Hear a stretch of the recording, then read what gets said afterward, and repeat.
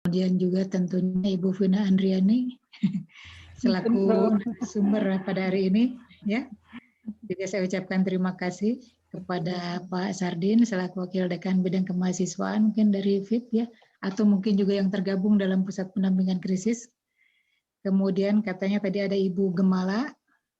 Kalau dilihat di fotonya ini masih muda ya, dosen muda ya.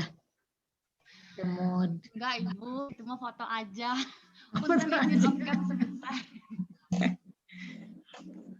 Bisa lihat aslinya tuh kalau gitu ya, kalau off cam. Nah sekarang walaupun off cam Ibu Prof. Eli Malihah itu saya sudah sangat kenal baik ya, sahabat saya. Nah sudah on cam. Juga ada Ibu Leli. Bu Leli juga sudah saya kenal, itu dosennya ya. Ada lagi dosen yang belum saya sebutkan ini karena nggak bisa melihat semua. Sudah ya. Nah, ada Ibu Lilis Widaningsih nih kelihatannya sudah bergabung ya. Terima kasih Bu Lilis sudah bergabung. Sami-sami Bu Ida punten abdi off cam. Acan Aribak no off cam-nya.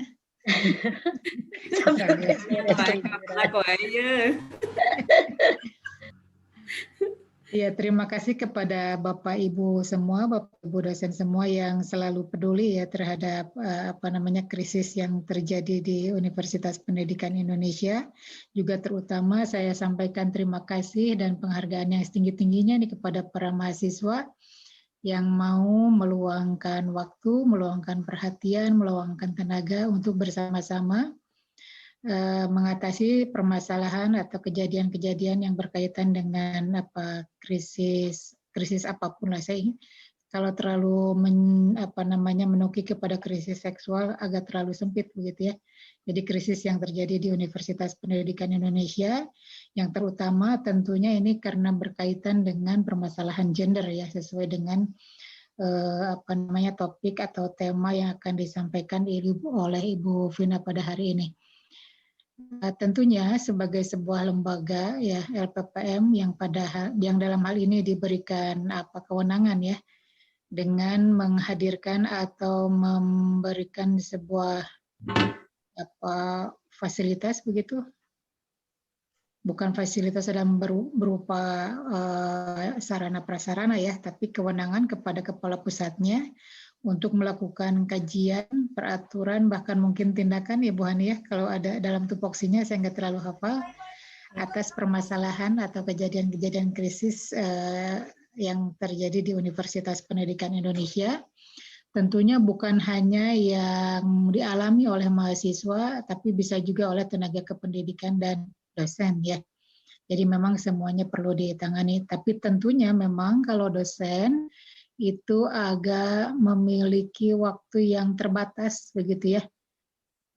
Yang terbatas karena memang jumlahnya kalau dibandingkan dengan mahasiswa juga jauh lebih sedikit ya. Dosen itu kurang lebih ada 1.300 sampai 1.500 nih yang update yang mana saya juga belum hafal ya. Tapi kalau mahasiswa itu ada 35.000, jadi memang perbandingannya sangat kecil banding besar begitu ya. Jadi tenaga mahasiswa, kepedulian mahasiswa dan perhatian mahasiswa untuk menangani krisis yang terjadi di Universitas Pendidikan Indonesia tentulah sangat diharapkan dan juga sangat berarti begitu ya. Ini memang kelihatannya semuanya yang hadir adalah para kaum hawa ya, kecuali Pak Sardin ya. Hanya Pak Sardin satu-satunya raja di sini. Nanti akan ada khusus untuk yang mengundang laki-laki semua, Prof, supaya mau hadir. Oh, alhamdulillah kalau begitu ya. Jadi balance ya. Jadi ada pembanding nanti. Mungkin dari sisi para perempuan bagaimana, sisi para laki-laki bagaimana. Karena memang kalau kita amati kekerasan seksual itu, ya, itu biasanya dilakukan oleh para laki-laki dan yang menjadi korbannya adalah kaum perempuan ya. Tetapi tentu kan tidak semua laki-laki punya perangai yang buruk, sehingga kita pun perlu tahu pandangan dan arahan dari para kaum laki-laki yang yang memiliki akhlak yang baik begitu ya. Nah tentu saja mudah-mudahan kalau saya lihat di jadwal ya hari ini tuh kan Bu Fida dan mungkin ada narasumber yang lain akan memberikan semacam pengetahuan, arahan atau sharing ya, sharing pengalaman. Bukan pengalaman berarti Bu Vina pernah mengalami hal yang buruk ya, tapi mungkin pengalaman orang lain yang bisa disampaikan begitu selama kurang lebih 2 jam.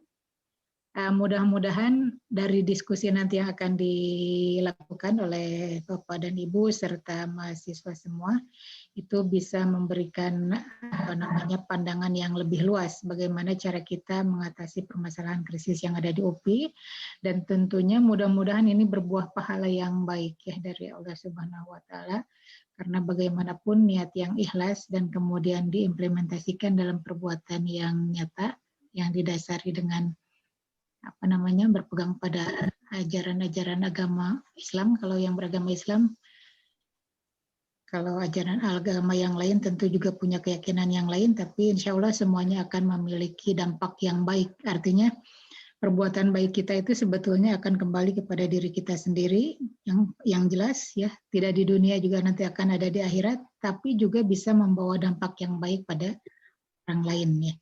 Sebagai pimpinan di LPPM mungkin saya hanya bisa memberikan sebuah motivasi, memberikan sebuah perhatian ya kepada para Bapak dan Ibu serta mahasiswa semua. Mudah-mudahan apa yang kita lakukan itu mendapat dukungan dari instansi atau lembaga yang lebih tinggi, dan juga tentu mendapatkan pahala yang berlimpah dari Allah Subhanahu wa taala.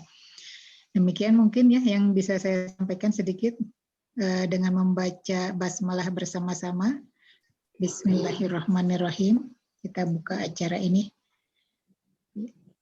Mudah-mudahan semuanya mendapatkan manfaat yang luar biasa ya. Terima kasih. Assalamualaikum warahmatullahi wabarakatuh. Waalaikumsalam warahmatullahi wabarakatuh. Waalaikumsalam.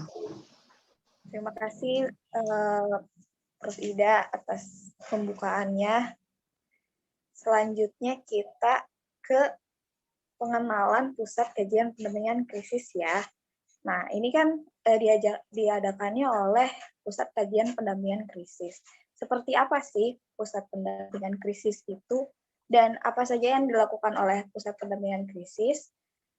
Kepala Pusat Pendampingan Krisis akan menjelaskannya untuk teman-teman dan memperkenalkannya secara langsung. Kepada Bu Hani, dipersilakan. Terima kasih Azkia.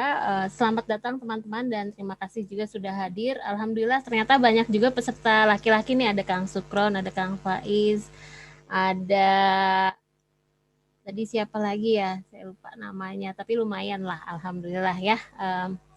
Oke, saya hanya akan bicara sebentar saja, memperkenalkan pusat krisis yang ada di UPI. Nah, pusat krisis ini dulunya adalah satuan tugas kampus NIR Kekerasan yang didirikan oleh Prof. Eli Malihah bersama tim. Salah satu tokoh pendirinya nih ada hadir di sini, Pak Sardin, lalu ada Bu Vina, ada Bu Leli gitu ya, ada Bu Lilis. Alhamdulillah berkat tim PKP WPA tahun 2020 itu berdirilah satuan tugas kampus NIR Kekerasan. Lalu satuan tugas ini berkembang dan menjadi pusat sendiri gitu ya, pusat kajian sendiri, itu namanya Pusat Kajian Pendampingan Krisis. Nah, apa sih yang kita lakukan? Nah, tugas kami Pusat Krisis itu ada 3 tugas pokoknya ya. Yang pertama adalah melakukan edukasi. Jadi edukasi dulu, prevensi dulu gitu ya, prevention dulu. Edukasi terhadap masyarakat kampus gitu ya. Ini salah satu bentuk dari pencegahan ya. Hari ini tuh kita melakukan sosialisasi.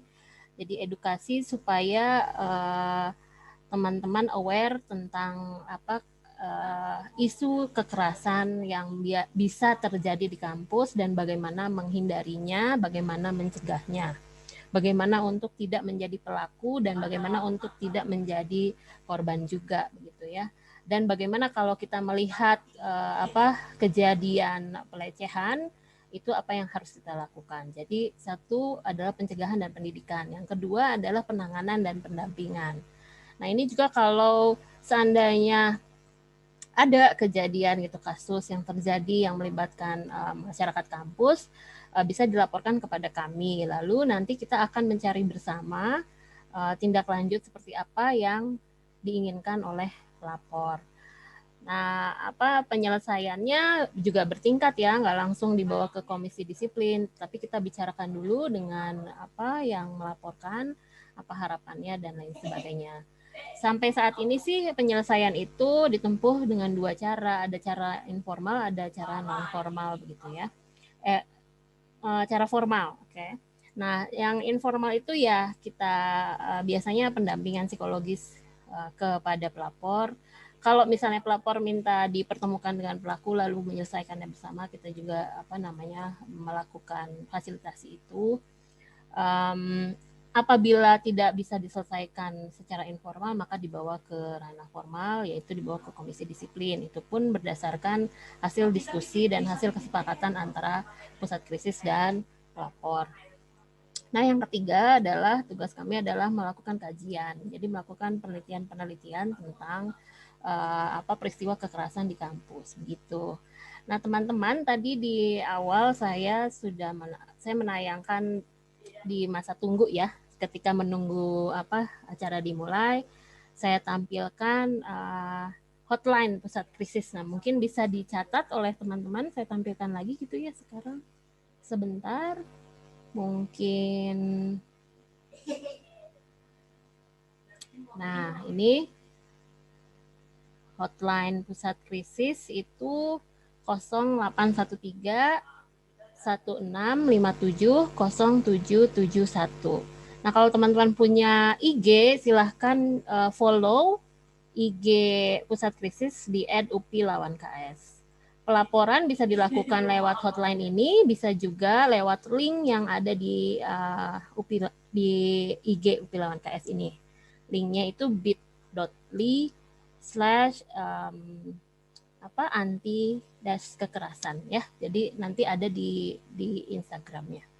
Begitu teman-teman, itulah perkenalan saya dari Pusat Krisis, dan Pusat Krisis ini dibantu oleh para relawan gitu.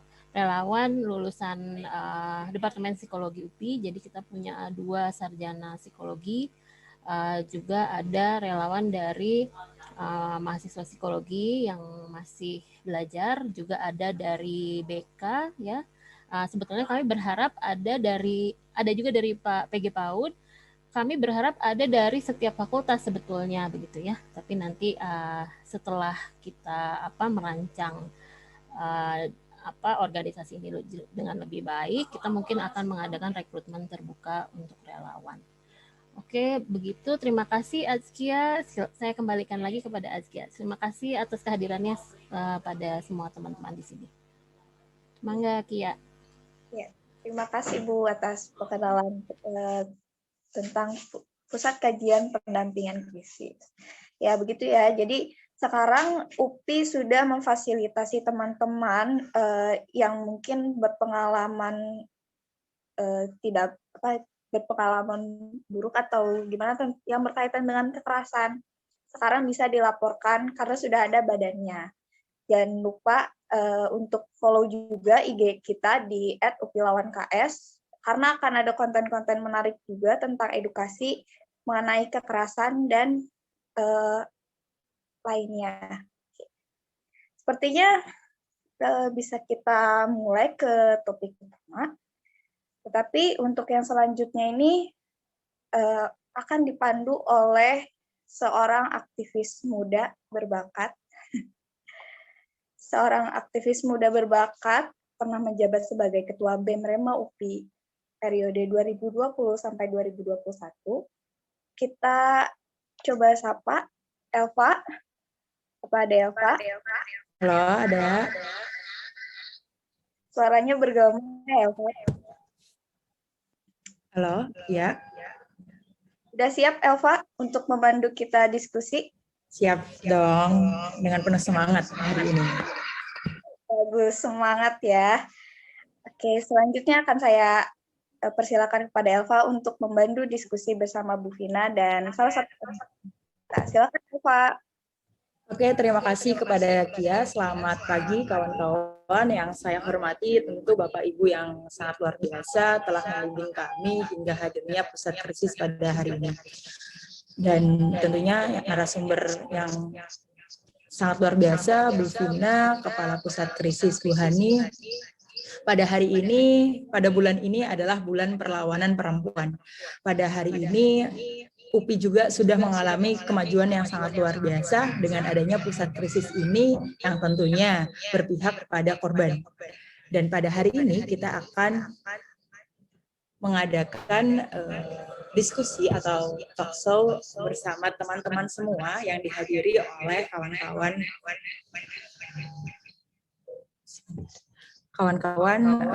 dari berbagai fakultas dan kampus daerah yang sudah hadir. Semakin menit kita melihat semakin banyak yang bergabung, dan semoga acara hari ini bisa bermanfaat buat teman-teman. Dan langsung saja gitu ya, saya ingin mengenalkan pembina atau pembicara kita, Bu Vina Adriani, PhD, merupakan Kepala Pusat Studi Kependudukan, Peranan Wanita, Gender, dan Perlindungan Anak LPPM UPI. Beliau menyelesaikan PhD dari Lancaster University, Inggris, dengan riset tentang gender di pendidikan anak usia dini. Beliau sudah banyak mempublikasikan karyanya di bidang gender dan pendidikan pada berbagai jurnal internasional maupun nasional. Saat ini peminatan riset beliau adalah berbagai topik yang berkaitan dengan gender dan keadilan sosial dalam pendidikan. Nah, kayaknya teman-teman sudah tidak sabar ini untuk bertemu dengan Bu Vina. Selamat pagi, Bu Vina. Selamat pagi, ini sama kakak aktivis. Aduh. Terima kasih juga, selamat pagi Bu Hani, Prof. Ida, Prof. Eli, Pak Sadin, dan mohon maaf Bapak Ibu serta teman-teman yang tidak bisa saya sebutkan satu persatu.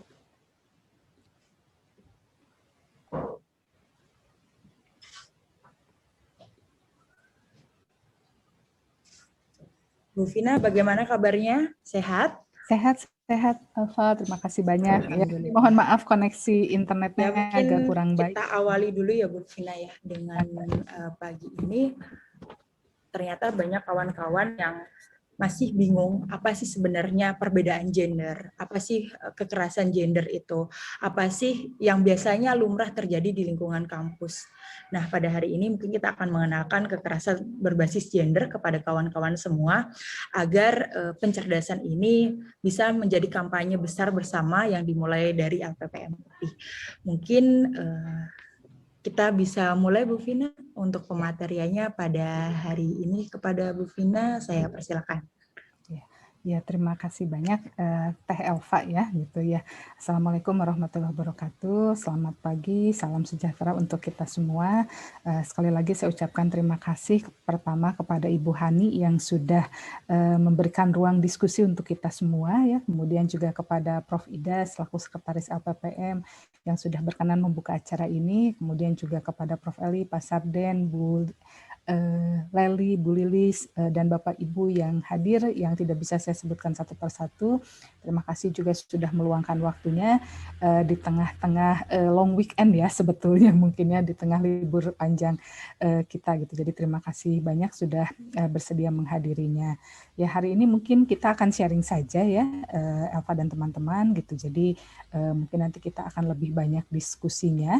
Kita akan coba mendiskusikan dalam pertemuan sekarang ini mengenai kekerasan berbasis gender di lembaga pendidikan gitu. Saya yakin karena mayoritas teman-teman kalau tadi mendengar pemaparan Bu Hani rata-rata relawan ya, artinya atau mungkin sudah pernah membantu pusat krisis ini. Jadi mungkin sedikit banyaknya sebetulnya sudah terekspos dengan isu ini gitu ya. Nah, kita mungkin sekarang akan diskusikan tentang kekerasan berbasis gender di lembaga pendidikan. Saya ingin memulai barangkali diskusi kita sekarang dengan kutipan ya dari Pramudia Anantatur di dalam bukunya yang cukup fenomenal ya, Bumi Manusia, di mana beliau mengatakan bahwa seorang terpelajar harus sudah berbuat adil sejak dalam pikiran, apalagi dalam perbuatan itu. Tadi ada poin penting saya pikir yang diungkapkan baik oleh Prof. Ida, kemudian Bu Hani dan juga Kak Elva ya, saya panggil Kak Elva saja ya, mengenai bagaimana perlunya kita mengembangkan sebuah perspektif yang empati ya terhadap korban. Artinya bagaimana kita bisa membangun sebuah cara berpikir yang cara berpikir itu berangkat dari penghargaan, apresiasi atau rasa empati terhadap korban. Dan ini barangkali sangat dekat sekali dengan cara berpikir yang adil yang kita miliki gitu. Karena nanti kalau kita berbicara tentang kekerasan, apalagi kekerasan berbasis gender atau kekerasan berbasis seksual, nah di sini kadang-kadang banyak sekali nuans-nuansnya yang membuat orang seringkali tanpa sadar terjebak kepada pemikiran yang akhirnya malah semakin memviktimisasi korban. Memviktimisasi korban artinya semakin menjadikan korban sebagai korban. Jadi mungkin ini lebih kepada pengingat kita bersama ya, bagaimana pentingnya bagi kita untuk mengembangkan sebuah cara berpikir yang menjunjung prinsip-prinsip keadilan gitu.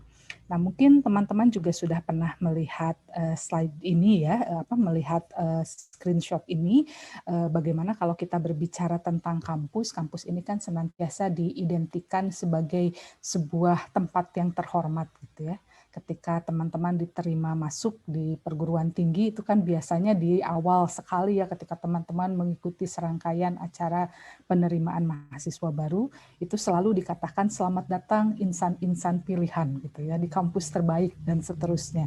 Artinya image kita tentang kampus ini biasanya merupakan image di mana image yang positif, image di mana kampus ini merupakan sebuah tempat yang berisi para intelektual atau calon-calon intelektual, sehingga rasanya tidak mungkin ada fenomena kekerasan di sana. Akan tetapi sayangnya realitasnya tidak seperti itu. Tahun kemarin barangkali Tirto, kemudian Jakarta Post dan juga Vice Indonesia, mereka melakukan riset kolaborasi dan hasilnya menunjukkan bagaimana fenomena kekerasan di dalam kampus ini seperti sebuah fenomena gunung es gitu, yang artinya apa yang muncul ke permukaan barangkali itu sebetulnya lebih kecil dari kasus yang sebetulnya terjadi.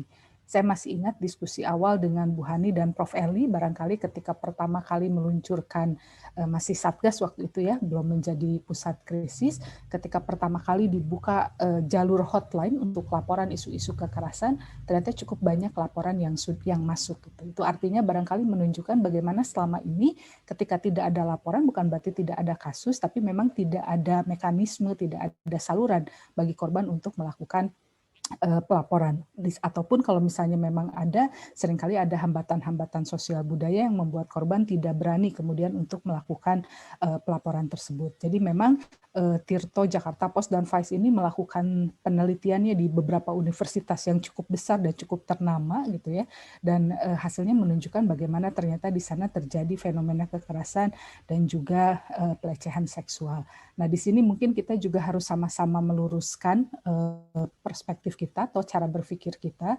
Tentu sebagaimana yang tadi dikemukakan oleh Bu Hani, yang menjadi concern dari sebuah upaya pendampingan adalah upaya pencegahan, tapi tidak bisa dinafikan ketika kasus kekerasan itu sudah terjadi, maka kasus ini harus kemudian dicoba untuk harus diselesaikan. Dan yang mungkin harus sama-sama kita pahami adalah bahwa membuka kasus kekerasan yang terjadi di kampus itu sama sekali tidak bermaksud untuk menjelek-jelekan kampus. Justru kampus menurut hemat saya pribadi barangkali akan semakin terjaga kewibawaannya, akan semakin terjaga kemartabatannya ketika mereka menunjukkan bahwa mereka memiliki zero tolerance to violence gitu. Ketika kampus tersebut mengembangkan toleransi nol terhadap nilai-nilai kekerasan yang ada di sekitarnya gitu ya.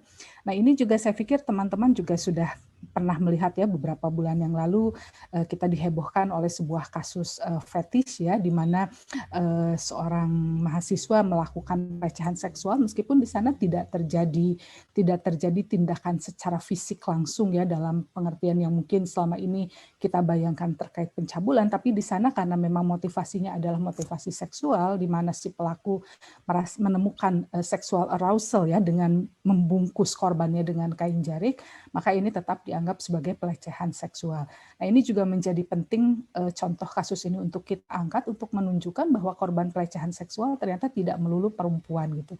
Jadi betul sekali saya sangat mendukung ya langkah Bu Hani apabila ke depannya akan melibatkan lebih banyak mahasiswa-mahasiswa laki-laki. Ini alhamdulillah nih Pak Sardin dari awal membackup penuh program ini karena memang sebetulnya laki-laki tidak selalu hanya menjadi pelaku, walaupun barangkali saat ini mayoritas pelaku kebanyakan laki-laki, tapi juga laki-laki juga sangat mungkin untuk menjadi korban. Dan nanti mungkin akan kita diskusikan bagaimana hambatan-hambatan budaya membuat laki-laki semakin tidak mau melapor, karena biasanya dipertanyakan maskulinitasnya dan juga hal-hal lain yang barangkali membuat mereka tidak berani melapor. Jadi artinya dari perspektif kekerasan, dari perspektif yang akan kita gunakan hari ini, kita bisa melihat bahwa sebetulnya yang namanya korban kekerasan itu tidak melulu hanya perempuan, laki-laki pun bisa menjadi korban, sehingga ruang bagi korban untuk merasa aman berbicara tentang kekerasan yang terjadi pada dirinya itu barangkali sangat diperlukan. Gitu. Nah, kalau kita berbicara kekerasan, ini saya mencoba mengaitkannya dengan konsep bullying, gitu. Karena seringkali orang tidak menyadari bahwa ketika mereka melakukan kekerasan, maka sebetulnya mereka sedang melakukan bullying, gitu. Nah, ini kadang-kadang definisi bullying ini perlu diperkenalkan, gitu ya. Kenapa perlu diperkenalkan? Sehingga orang bisa melihat betapa dampak dari kekerasan itu sebetulnya sangat traumatis, gitu. Trauma ini bisa secara fisik ya, ketika memang ada dampak-dampak fisik yang barangkali ditinggalkan, tapi yang tidak kalah parahnya barangkali tanda kutip adalah trauma yang juga sifatnya psikologis gitu. Jadi penting juga bagi kita untuk melihat kacamata kekerasan ini dari kacamata bullying tadi gitu ya. Dan kalau kita berbicara tentang definisi bullying, di sini ada satu definisi yang diberikan oleh Ellwys, di mana Ellwys mengatakan bahwa seorang itu bisa dibully gitu ya secara berkali. Jadi seseorang itu dikatakan dibully manakala kejadian itu dilakukan secara berkali-kali, kemudian perilaku yang dilakukan secara berkali-kali tersebut merupakan perilaku yang negatif, kemudian perilaku negatif tersebut akan menghasilkan luka gitu ya, atau juga perasaan merasa tidak nyaman gitu. Jadi sebetulnya bully itu ini menjadi menarik. Beberapa hari yang lalu saya diskusi dengan seorang dosen gitu ya. Kita sedang berdiskusi tentang fenomena satu SMA di Bandung yang cukup terkenal tingkat bullyingnya gitu ya. Tapi yang menjadi menariknya adalah anak-anak di sana sepertinya tidak menyadari itu yang sedang terjadi itu adalah bullying gitu. Jadi di SMA tersebut kalau dari informasi yang saya dapatkan itu ada segregasi ya. Jadi ada kantin khusus untuk kelas 3, kantin khusus untuk kelas 2, kantin khusus untuk kelas 1, dan anak kelas 2 tuh nggak boleh masuk ke kantin kelas 3. Kalau dia masuk ke kantin kelas 3 maka dia akan menghadapi satu bentuk hukuman. Kemudian juga ada pemisahan ya antara area yang bisa dilalui oleh anak perempuan dengan area yang bisa dilalui oleh anak laki-laki. Kalau ini dilanggar nanti juga akan ada konsekuensinya. Tapi karena tadi ini mungkin dampak lain dari sebuah budaya yang menormalisasi kekerasan. Karena kekerasan atau bullying di sekolah tersebut sudah begitu biasanya, orang tidak merasa sedang melakukan tindakan bullying gitu. Orang sedang tidak merasa bahwa ketika mereka mengeksklud orang lain atau menyingkirkan orang lain karena latar belakang jenis kelamin, latar belakang gender, latar belakang usia, maka sebetulnya yang sudah terjadi itu adalah proses bullying. Padahal dari sisi orang yang barangkali menjadi korban, tentu hal ini sebetulnya menimbulkan rasa tidak nyaman tadi gitu. Nah, jadi kadang-kadang memang kita seringkali ya di masyarakat kita tidak menyadari bahwa sedang dilakukan sebuah proses bullying gitu, sedang terjadi sebuah proses kekerasan tadi gitu. Nah, ada beberapa faktor yang barangkali membuat seseorang bisa dibullying atau membuat seseorang menjadi korban kekerasan gitu ya. Sekarang ini di Amerika sedang ada dua movement besar gitu ya. Movement yang pertama terkait dengan Black Lives Matter. Ini berangkat dari kenyataan di Amerika bahwa saat ini masyarakat kulit hitam itu semakin mengalami diskriminasi fisik. Sudah banyak barangkali catatan, bukan hanya fisik, diskriminasi. Sudah banyak catatan barangkali yang menunjukkan bagaimana orang Afrika, orang Black American ya, itu cenderung akan ketika berhadapan dengan polisi, mereka memiliki potensi untuk ditembak gitu. Tapi sebaliknya ketika seorang pelaku tindakan kriminal itu adalah warga kulit putih misalnya, maka biasanya dia tidak akan sampai ditembak gitu ya. Ini mungkin teman-teman masih ingat beberapa bulan yang lalu di tengah-tengah situasi pandemik ya, ada seorang laki-laki Black American, George Floyd, yang dia diperlakukan dengan sangat tidak wajar oleh seorang polisi atas sebuah dugaan kejahatan yang dia lakukan padahal belum terbukti, dan kemudian dia sampai harus meninggal. kemudian beberapa minggu terakhir ini juga muncul satu gerakan lain, yaitu Stop Asian Hate. Ini sengaja memang tidak menggunakan tagline yang sama agar dua gerakan ini tidak saling mengkooptasi gerakan yang satunya gitu, tapi justru bisa saling bersinergis. Ini dipicu oleh kejadian dibunuhnya 8 orang perempuan, kebanyakan perempuan oleh seorang laki-laki, dan bukan kebetulan, memang ini didesain, korbannya adalah orang-orang dari etnis Asia gitu. Nah, mungkin di konteks Indonesia kita seringkali merasa isu tersebut terjadinya kan di luar, tidak terjadi di konteks Indonesia gitu ya. Tapi kalau kita mau jujur membuka mata kita, membuka realitas yang ada di sekitar kita, barangkali juga seringkali kekerasan ini terjadi kepada mereka yang berbeda etnisitasnya gitu ya.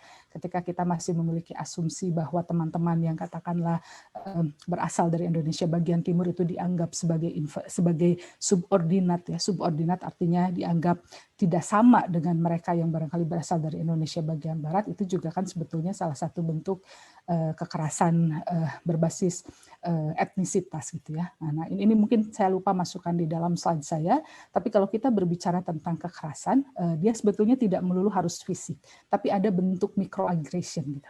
Agresi-agresi mikro. Agresi mikro ini tadi seperti terjadi misalnya bagaimana ketika dibangun kebencian ya, atau memandang orang yang berbeda dari kita, misalnya dalam hal ini berbeda etnisitas, sebagai orang yang memang apa ya, yang bukan hanya sekedar berbeda gitu. Kalau kita membaca buku-buku tentang multikulturalisme itu kan ada dua konsep yang digunakan ya, ada konsep berbeda gitu ya, kalau berbeda itu ya berbeda gitu, tapi ada konsep other itu kalau bahasa Indonesianya lian gitu. Nah, kalau kita sudah menganggap, artinya manusia ini memang kenyataannya terdiri dari berbagai macam individu, terdiri dari individu-individu yang berbeda, tapi ketika kita misalnya sudah menganggap bahwa mereka yang berbeda itu bukan hanya berbeda tapi menjadi other, menjadi lian. Nah, kalau kita sudah menganggap menjadi lian, ini barangkali ada asumsi bahwa mereka dianggap sebagai masyarakat kelas 2. Nah, ini mungkin bisa kita pahami dalam relasi gender, misalnya antara laki-laki dan perempuan. Laki-laki dan perempuan itu berbeda ya. Saya pikir tidak ada yang menyanggah kenyataan tersebut gitu ya. Tapi ketika karena perbedaan yang ada pada perempuan dan laki-laki, perempuan dianggap sebagai masyarakat kelas 2, perempuan dibatasi aksesnya terhadap sektor-sektor publik, itu kan berarti bukan hanya sekadar dianggap berbeda, tapi sudah dijadikan lian, sudah dijadikan sosok other tadi. Dan orang juga bisa dibully karena identitas agamanya ya, terutama kalau kita bicara relasi mayoritas-minoritas gitu ya. Mungkin ini kenyataan yang kurang mengenakan, tapi data-data penelitian misalnya yang dirilis beberapa waktu yang lalu ya oleh ada tim riset dari UNY, Universitas bukan UNY, UIN Jogja ya. Kebetulan saya waktu itu menghadiri salah satu FGD yang mereka lakukan, itu menunjukkan bagaimana dari sejak di lembaga pendidikan setingkat PAUD sekalipun kekerasan berbasis agama ini sudah cukup sering dilakukan. Tadi mungkin ada relasi yang dalam beberapa tahun terakhir ini rasanya kurang harmonis gitu ya. Beberapa hari yang lalu kita dikejutkan oleh kasus bom bunuh diri di Makassar, walaupun mungkin kita bisa mengatakan itu hanya kasus saja gitu ya, tapi barangkali ini juga merupakan sebuah gejala sosial yang ada di sekitar kita, di mana semakin muncul intoleransi di kalangan masyarakat kita. Dan yang mungkin sangat relevan untuk diskusi kita sekarang adalah kekerasan berbasis jenis kelamin dan gender ini ya, yang artinya bagaimana individu dia menjadi korban kekerasan hanya karena dia berbeda jenis kelaminnya. Tadi saya sudah mengatakan bagaimana ada asumsi yang menganggap perempuan sebagai makhluk kelas 2, perempuan sebagai lian, yang karenanya kemudian membuat dia seolah-olah berhak untuk diperlakukan sebagai objek.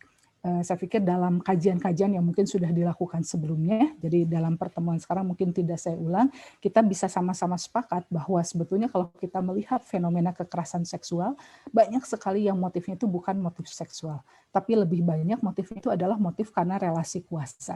Sehingga ini yang kadang-kadang kan kita kadang sulit ya kalau membaca berita di koran gitu, bagaimana ada seorang ayah misalnya memperkosa anaknya yang masih balita gitu kan, ya kalau secara logika kita gitu kan, bagaimana mungkin anak usia 5 tahun itu bisa menggoda kepada laki-laki seperti ayahnya. Tapi kan di sini masalahnya bukan sekadar isu seksual gitu, tapi tadi memang ada relasi kuasa, sehingga kebanyakan kasus-kasus kekerasan seksual yang terjadi itu pasti dilakukan oleh orang yang berkuasa terhadap mereka yang tidak berkuasa. Orang tua kepada yang lebih muda, laki-laki kepada perempuan, ya, dosen terhadap mahasiswa, senior terhadap junior gitu ya. Jadi selalu ada elemen relasi kuasa yang bermain di sana gitu ya, sehingga memang menganggap bahwa semua kasus kekerasan seksual ini murni karena persoalan seksual semata, ini nampaknya juga hanya satu sisi sebetulnya dari sebuah fenomena kekerasan seksual.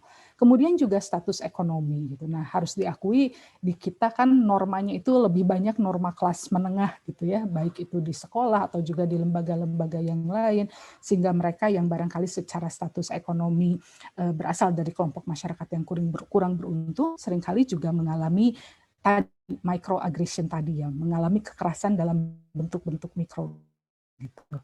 Di penelitian yang dilakukan oleh Ibu Sofi Dewayani misalnya ya dengan anak jalanan, itu beliau menemukan satu data bagaimana anak jalanan ini tidak mau bersekolah, padahal kan sekarang sekolah sudah gratis ya untuk level SD, tapi kenapa mereka tetap tidak mau sekolah? Karena mereka merasa tidak diterima oleh sekolahnya. Jadi seringkali mereka dikoreksi karena bajunya dianggap kurang bersih gitu ya, karena sepatunya dianggap terlalu dekil gitu ya, karena mereka dianggap kotor gitu ya, sehingga artinya tadi mereka bagaimana di-exclude karena mereka tidak memenuhi standar-standar kelas menengah yang ada di sekolah tersebut. Ya. Dan yang terakhir ini saya sengaja berikan tanda tanya, artinya ya sangat terbuka yang membuat seseorang ini dibully karena faktor-faktor lainnya. Gitu, ya. Nah, dari faktor yang ada tadi, ini memang konteksnya Amerika, tapi saya pikir mungkin di konteks Indonesia juga bisa jadi karena kita tidak punya datanya gitu. Kadang-kadang kan kalau data statistiknya itu tidak ada, bukan berarti itu tidak ada kejadiannya, tapi mungkin tidak terlaporkan atau tidak terjadi, atau tidak terlaporkan atau memang tidak ada riset yang mencoba mengidentifikasi hal tersebut gitu ya. Seperti misalnya kalau kita lihat di Swedia itu kan dianggap negara dengan laporan tingkat kekerasan seksual yang cukup tinggi. Nah, orang kan bisa berasumsi bahwa Swedia itu negara yang tidak aman. Tapi ternyata sudah banyak kajian yang menunjukkan kenapa di Swedia itu laporannya sangat tinggi, angka tingkat kekerasan seksualnya, karena ternyata di sana korban itu berani melapor. Mereka tidak diviktimisasi ketika melapor. Pelaporan terhadap korban itu dibuat sangat mudah. Sehingga ketika ada kasus-kasus kekerasan, mereka dengan mudah melaporkan. Justru biasanya di negara-negara yang kultur patriarkinya sangat kuat, di mana korban tidak berani melapor, ya memang angkanya ini akan kecil. Bukan karena tidak ada kasus, tapi karena tidak ada yang berani melapor gitu. Nah, jadi mungkin di Indonesia kita tidak punya datanya karena tadi mekanisme pelaporannya masih sangat kompleks gitu ya.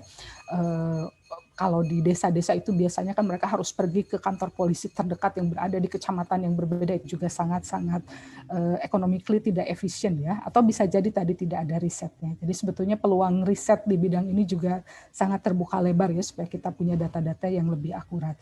Nah, kalau di Amerika, ini 80% kekerasan yang terjadi di sekolah itu adalah gender-based violence. Dan bisa jadi mungkin di Indonesia angkanya bisa jadi sama gitu ya. Ini praduga saya, tapi tentu saja harus diklarifikasi lebih lanjut oleh riset. Mohon maaf ya, ini ada suara yang masuk. Nah, jadi dan penelitian yang dilakukan oleh Seals and Young juga menunjukkan bahwa persentase gender-based bullying ini lebih tinggi daripada yang lainnya, lebih tinggi dari etnisitas, lebih tinggi dari usia ya, karena kadang-kadang juga dalam kultur di mana relasi senior junior itu masih sangat kuat, ini juga kekerasan berbasis usia juga sering terjadi. Jadi mudah-mudahan nih ya Kak Elva dengan BEM-nya gitu ya, teman-teman di BEM-nya harus coba dikikis ini budaya-budaya senioritas di BEM juga gitu, karena itu juga sebetulnya bentuk-bentuk dari microaggression tadi gitu. Nah, jadi memang tidak bisa dinafikan kalau gender-based bullying ini merupakan satu bentuk kekerasan yang paling sering terjadi, dan sayangnya ternyata itu sangat sering terjadi di institusi pendidikan gitu. Nah, tadi saya sudah mengatakan bahwa kekerasan ini bisa ada dua, bisa ada direct ya, ini fisik, verbal gitu ya, dan yang mungkin juga sekarang karena kita hidup di zaman media sosial menjadi semakin sering ya kekerasan berbasis cyber bullying gitu ya, bisa jadi di medsos atau yang mungkin kadang-kadang bisa jadi lebih tanda kutip sering tidak teridentifikasi adalah kekerasan yang masuk ke jalur privat gitu, seperti ke WhatsApp gitu ya. Beberapa waktu yang lalu misalnya saya bertemu dengan salah seorang rekan dosen gitu ya, yang dia mengeluhkan dia seringkali menerima WhatsApp yang tidak nyaman gitu ya dari rekannya gitu. Jadi dan itu tidak bisa, karena wilayahnya privat juga jadi bingung gitu kan, kalau dilaporkan juga itu senior gitu kan, kemudian juga itu mungkin bercanda. Jadi ada banyak faktor-faktor budaya yang kemudian membuat akhirnya menjadi tidak dilaporkan, tapi sebetulnya yang bersangkutan merasa tidak nyaman gitu. Kemarin beberapa hari yang lalu juga saya diskusi dengan Prof. Eli tentang ya bagaimana tadi di media WhatsApp ini seringkali misalnya ada pesan-pesan yang masuk gitu ya, mungkin sekedar mengomentari, oh profil picture-nya terlihat cantik, tapi ketika komentar itu diberikannya oleh lawan jenis, alih-alih menimbulkan perasaan senang, justru kadang-kadang menimbulkan perasaan rikuh gitu kan, dan tidak tahu harus menjawabnya seperti apa, hanya merasa tidak nyaman. Dan tadi sudah dikatakan paling sederhana dari sebuah kekerasan itu adalah munculnya rasa tidak nyaman gitu di sini.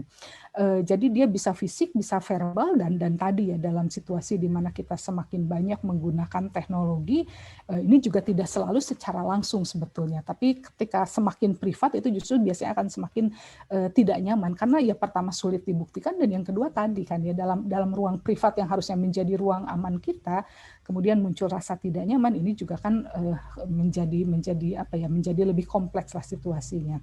Dan yang mungkin yang sering terjadi juga indirect ya, yang tadi saya katakan misalnya bagaimana orang di-exclude, dikecualikan karena identitas gender dia, jenis kelamin dia gitu ya, ketika ada akses yang tidak sama gitu ya untuk laki-laki dan perempuan, maka sebetulnya itu juga bentuk-bentuk indirect bullying tadi gitu ya. Nah, basis kekerasan ini tadi sudah saya jelaskan. Mungkin satu hal yang tadi belum terbahas ya, adalah kekerasan berbasis disabilitas atau kita menyebutnya sebagai ableist ya. Jadi bagaimana tadi ya, selain struktur masyarakat kita ini yang masih didominasi oleh norma kelas menengah, struktur masyarakat kita juga masih sangat didominasi oleh tanda kutip masyarakat yang normal ya, dalam pengertian tidak memiliki kebutuhan khusus gitu. Kalau kita lihat gitu ya dari struktur bangunan, struktur jalan gitu, ini kan betul-betul sebetulnya dibuat tidak ramah dengan penyandang disabilitas gitu ya. Sekarang di UPI barangkali ada perkembangan yang positif ya, di mana sudah dibuat khusus gitu ya parking spot untuk mereka yang disabilitas, di beberapa ruangan juga sudah dibuat akses jalan yang memungkinkan para pengguna kursi roda bisa menggunakannya. Tapi secara umum kita masih harus banyak belajar ya mengenai bagaimana tadi kita seringkali menggunakan kekerasan tanpa sadar, kekerasan berbasis disabilitas ini. Saya kemarin ketika FGD di UIN Jogja itu betul-betul sangat impresif ya, karena mereka betul-betul berupaya menciptakan kampus nir kekerasan yang sangat komprehensif gitu. Sampai di mereka itu sekarang semua webinar itu sudah menggunakan bahasa isyarat gitu. Jadi itu kan betul-betul upaya yang inklusif ya, mencoba memastikan tidak ada orang yang terkecualikan karena alasan apapun juga gitu. Mungkin kita juga bisa belajar dari sana gitu ya. Nah, ini kalau kita fokuskan kepada kekerasan seksual, ini mungkin sudah pernah dibahas dalam beberapa pertemuan sebelumnya, karena saya yakin ini bukan yang pertama barangkali teman-teman ikuti, tapi mungkin kalau kita boleh mengulangnya, ketika kita berbicara tentang kekerasan seksual, ada beberapa mitos yang seringkali muncul gitu. Nah, yang pertama misalnya adanya anggapan tadi bahwa kekerasan seksual ini terjadi karena perilaku atau cara berpakaian korban gitu.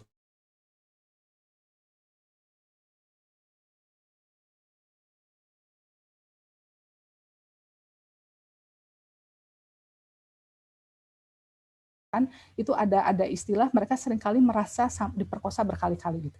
Yang pertama kejadiannya, yang kedua ketika mereka melapor gitu. Karena ketika mereka melapor itu seringkali mereka di-scrutinize ya, betul-betul dikuliti gitu. Kapan kejadiannya, kamu pakai baju apa, jam berapa gitu. tanpa misalnya kadang-kadang juga tidak ada perspektif kelas gitu ya.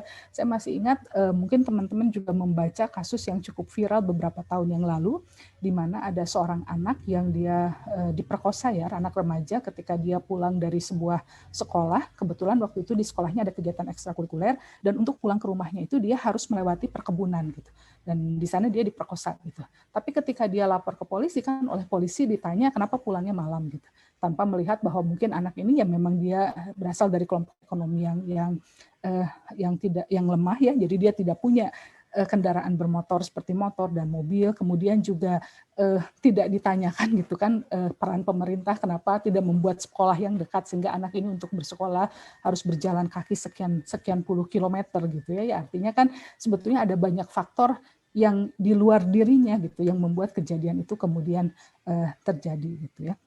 Kemudian juga mitos yang kedua seringkali berasumsi bahwa orang yang menduduki posisi terhormat tidak mungkin menjadi pelaku gitu. Nah, ini juga seringkali menjadi hambatan. Banyak denial gitu ya ketika seorang anak melaporkan kepada ibunya bahwa dia menjadi korban misalnya dari anggota keluarganya sendiri atau kepada bukan hanya ibunya kepada anggota keluarga yang lain, seringkali ini tidak dipercaya karena tidak mungkin. Masa sih gitu orang yang terhormat seperti itu akan melakukan kekerasan. Kita mungkin masih ingat kasus ibu siapa ya, aduh saya lupa namanya, yang dia mendapatkan texting ya, message yang tidak senonoh dari kepala sekolahnya kalau saya tidak salah, dan kemudian ketika dia laporkan, kan bukan kepala sekolahnya yang dihukum, dianya yang dihukum dengan UU ITE itu gitu ya, yang dia dianggap menyebarkan informasi apa yang sebetulnya privat gitu. Dan tadi gitu kan bagaimana dianggap bahwa nggak mungkin kepala sekolah yang begitu terhormat melakukan tindakan seperti itu. Jadi alih-alih kepala sekolahnya yang dihukum, padahal ini buktinya ada loh ya, tapi malah ibu ini yang kemudian dihukum gitu ya.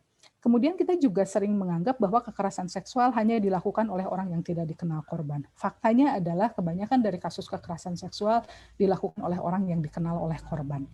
Karena justru tadi ya kekerasan seksual itu biasanya berangkat dari ketimpangan relasi gitu ya, ada keinginan menguasai juga di sana gitu, sehingga justru itu seringkali dilakukan oleh orang yang dikenal oleh korban tadi. Dan kemudian juga seringkali kita menormalisasi kekerasan, terutama kalau itu dilakukan oleh laki-laki. Jadi sering misalnya ya ketika ada kasus kekerasan seksual, itu tanpa sadar kita membela si pelaku. Misalnya kemarin ngobrol dengan Bu Hani ya, di kita suka ada istilah ya sudah laki-laki mah imannya kuat tapi imannya nggak kuat gitu ya. Jadi artinya seolah-olah wajar gitu kalau laki-laki melakukan hal itu, atau ada istilah ya namanya laki-laki mah kayak kucing dikasih ikan asin pasti dimakan gitu. Nah, jadi ada anggapan bahwa ya wajar gitu kalau laki-laki melakukan kekerasan seksual gitu. Padahal kalau saya menjadi laki-laki, saya akan sangat tersinggung ya dianggap seperti itu. Karena kan berarti seolah-olah laki-laki itu nggak punya kapasitas untuk mengendalikan nafsunya gitu kan. Jadi justru jangan mau dinormalisasi seperti itu gitu. Tapi kan dalam masyarakat kita seringkali kalau kekerasan itu dilakukan oleh laki-laki, dia dinormalisasi karena dianggap bagian dari fitrahnya. Sehingga selalu yang disalahkan kembali kepada perempuan. Nah, sering juga apabila kasus kekerasan seksual itu dilakukan berulang-ulang, terutama ini kalau dilakukannya di dalam setting keluarga misalnya ya di rumah, maka ini dianggap suka sama suka. Orang sering mengatakan masa sih diperkosa sampai berkali-kali, tanpa memahami dinamika relasi kuasa yang terjadi, mungkin juga proses grooming yang terjadi gitu ya. Saya yakin Bu Hani juga sudah menjelaskan hal tersebut. Dan yang sering juga dikatakan tadi ya bahwa kekerasan seksual dianggap tidak mungkin dialami oleh laki-laki. Padahal faktanya dari tahun ke tahun selalu ada laki-laki yang menjadi korban dari kekerasan seksual. Kembali, ketika datanya pun tidak ada, bukan berarti tidak ada, tapi barangkali memang ada hal-hal yang secara budaya membuat laki-laki enggan untuk melaporkan. Tadi misalnya seringkali dianggap bahwa, dia menjadi dipertanyakan maskulinitasnya gitu ya kalau dia menjadi korban kekerasan seksual, atau tadi dianggapnya karena laki-laki ini dominan nafsunya, maka kalau dia menjadi korban kekerasan seksual pun itu pasti konsentin, pasti suka sama suka. Padahal sebetulnya ini sangat mungkin dialami juga ya, seperti tadi contoh kasus yang saya perlihatkan di awal. Dan kadang-kadang tadi gitu ya perspektif yang dibangun itu seringkali berempatinya terhadap pelaku gitu. Jadi pelaku ini mungkin memiliki trauma masa lalu gitu ya. Mungkin dia pernah menjadi korban kekerasan, sehingga karena dia pernah menjadi korban kekerasan, dia pun menjadi pelaku dari kekerasan. Padahal mungkin saya masih harus banyak baca lagi risetnya ya, tapi kalau dari beberapa referensi yang saya baca, justru sebetulnya pelaku-pelaku kekerasan seksual ini akan menjadi sangat potensial untuk dilebatkan sebagai bagian dari pencegahan mereka yang seperti tim pusat krisis inilah, menjadi relawan-relawan, karena mereka punya pengalaman, mereka tahu persis bagaimana rasanya menjadi korban, dan sehingga mereka bisa membangun empati yang lebih baik terhadap korban. Tapi kan narasi yang ada di media seringkali seolah-olah bahwa pelaku ini adalah mereka yang memiliki trauma di masa lalunya, sehingga akhirnya dibangun empatinya gitu ya terhadap pelaku ketimbang empati terhadap korban tadi gitu, misalnya ya. Nah, gender based bullying ini biasanya dia akan melahirkan sexual harassment gitu ya, dan sexual harassment ini tidak selalu harus fisik ya, catcalling gitu ya, disiuli ketika ini kan kalau jalan ini juga kan ruang yang tidak sama ya pengalamannya untuk laki-laki dan perempuan gitu ya. Kalau laki-laki berjalan di trotoar mungkin merasa biasa saja gitu ya, tapi kalau perempuan berjalan sendiri di trotoar itu biasanya suka ada perasaan merasa was-was gitu, karena tadi takut disiulin, takut di catcalling gitulah ya, takut di sexual harassment, walaupun mungkin tidak secara fisik. Tapi sexual harassment juga sering terjadi dalam bentuk tadi ya, bentuk microaggression gitu yang terutama misalnya kalau di sebuah WhatsApp group gitu ya, ketika kemudian ada satu orang yang menampilkan gambar-gambar yang tidak senonoh atau candaan-candaan yang tidak senonoh, dan itu menimbulkan rasa tidak nyaman gitu ya.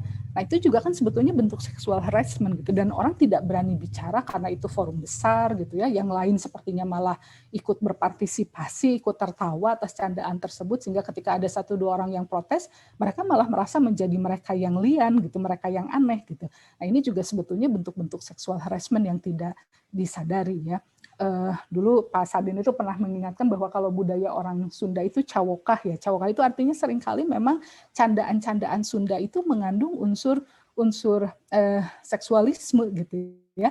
Dan karena ini candaan dinormalisasi dianggap wajar gitu. Tapi sebetulnya kalau kita melihat dari perspektif gender based bullying itu sudah bentuk sebuah sexual harassment gitu. Dan mungkin nanti di beberapa pertemuan yang lalu saya sempat bicara bagaimana sebetulnya penting bagi kampus untuk mengembangkan budaya zero tolerance terhadap segala bentuk kekerasan sebagai bagian dari upaya menjadikan kampus yang unggul dan juga berwawasan internasional misalnya barangkali ya. Jadi ini sebetulnya perspektif-perspektif yang harus coba kita bangun ya.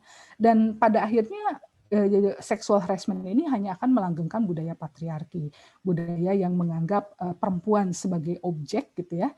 Jadi perempuan sebagai makhluk yang memang seolah-olah jadinya berhak untuk disakiti dan boleh gitu. Itu tadi yang saya katakan itu dinormalisasi, dianggap wajar, budaya yang kemudian melanggengkan adanya relasi kuasa antara laki-laki dan perempuan tadi gitu ya. Nah, ya sebetulnya juga ini mungkin sedikit saja ya, tapi kalau kita perhatikan gender based bullying ini juga seringkali berasal dari heteronormativity. Heteronormativity itu mungkin kalau bisa disederhanakan berangkat dari asumsi yang melihat maskulinitas sebagai sebuah ukuran dari segala sesuatu, dan harus diakui budaya yang dibangun di dalam masyarakat kita ini kan lebih didominasi oleh budaya-budaya maskulin. Misalnya senantiasa ada anggapan bahwa kalau kita bicara saja ya dari diskusi tentang keilmuan misalnya, sesuatu itu akan dikatakan saintifik manakala dia dianggap rasional. Nah, padahal kan kalau kita melihat rasionalitas itu selalu melekatnya kepada ditempelkannya atau diasosiasikannya sebagai milik laki-laki. Meskipun ini harus kita dekonstruksi ya, harus kita kritisi. Tapi asumsi yang melekat di masyarakat bahwa yang namanya rasionalitas itu identik dengan laki-laki. Makanya kan di Gramedia itu sangat laris ya buku seperti Men are from Mars, Women are from Venus gitu ya, laki-laki dari Mars, perempuan dari Venus, yang menganggap tadi bahwa laki-laki itu adalah makhluk yang cenderung rasional sementara perempuan makhluk yang cenderung emosional. rasional. Walaupun tadi saya katakan ini harus kita dekonstruksi sebetulnya, karena kalau saya ngelihat laki-laki histeris nonton sepak bola gitu, kadang saya suka bertanya juga di mana sisi rasionalitasnya. Tapi anggaplah asumsi tersebut benar gitu ya, bahwa rasionalitas itu melekat pada diri laki-laki, dan ini kan menjadi standar, sehingga itu sebabnya kenapa misalnya selama berpuluh-puluh tahun ya dulu perempuan tidak bisa menjadi hakim misalnya ya, perempuan tidak bisa bekerja di bidang-bidang politik karena dianggap perempuan terlalu dominan emosionalnya. Kalau teman-teman membaca teori perkembangan moral dari Kohlberg gitu ya, Kohlberg itu mengatakan bahwa kapasitas moral perempuan itu akan selalu di bawah laki-laki. Kenapa? Karena perempuan dianggap terlalu emosional standar moralnya, sementara laki-laki lebih dianggap standar moralnya lebih tinggi karena dia lebih rasional. Nah, ini hanya salah satu contoh saja gitu ya, bagaimana bangunan keilmuan saja itu menggunakan standar-standar maskulinitas. Atau kita bisa lihat misalnya ya, kalau diskusi yang lain, bagaimana maskulinitas ini memang lebih dihargai dari femininitas. Kalau kita lihat misalnya dua orang ya, laki-laki dan perempuan. Yang laki-laki kebetulan dia misalnya penampilannya tidak terlalu maskulin gitu, maka dia akan cenderung diliankan. Bahkan juga seringkali dia mengalami cenderung mengalami bullying gitu ya, karena tindakannya yang barangkali dianggap tadi tidak memenuhi standar-standar maskulinitas. Tapi kalau perempuan dia tomboy, itu biasanya dia diapresiasi gitu, dianggap sebagai wah dia mah cool, orangnya keren gitu ya. Jadi ini menunjukkan barangkali bagaimana bentuk-bentuk maskulinitas itu menjadi lebih dihargai, sehingga kalau perempuan terlihat maskulin itu malah dianggap unik gitu. Tapi kalau laki-laki, tanpa menafikan dia mungkin mereka juga ada mengalami bentuk-bentuk bullying yang mereka alami, tapi secara umum asumsi tomboy itu lebih baik dari sesuatu yang barangkali terlihat gemulai. Atau kebetulan karena riset saya di TK, misalnya saya sering kali melihat bagaimana agresivitas ini dinormalisasi gitu ya. Pernah ada satu anak di sebuah TK, kebetulan dia tidak suka bermain sepak bola. Jadi ketimbang bermain sepak bola, ketika waktu menggambar itu dia ketika waktu istirahat dia lebih senang menggambar gitu. Dan oleh teman-temannya ini dia dibullying gitu ya, dari mulai diejek gitu, dia mah aneh gitu kan karena anak cowok nggak mau main bola, sampai kemudian ya kadang-kadang diejek gitu ya oleh teman-temannya, dibilang kamu mah nggak bisa main bola kayak bencong gitu, hal-hal seperti itu. Sampai pernah satu ketika anak ini menangis. Ini kasus nyata ya yang terjadi waktu penelitian saya. Nah, yang menjadi menarik adalah guru itu bukannya mengoreksi teman-temannya yang mengejek gitu, tapi guru itu malah menasihati si anak yang suka menggambar ini dengan mengatakan, makanya lain kali kamu ikutan main bola katanya, supaya teman-teman kamu nggak ngejek.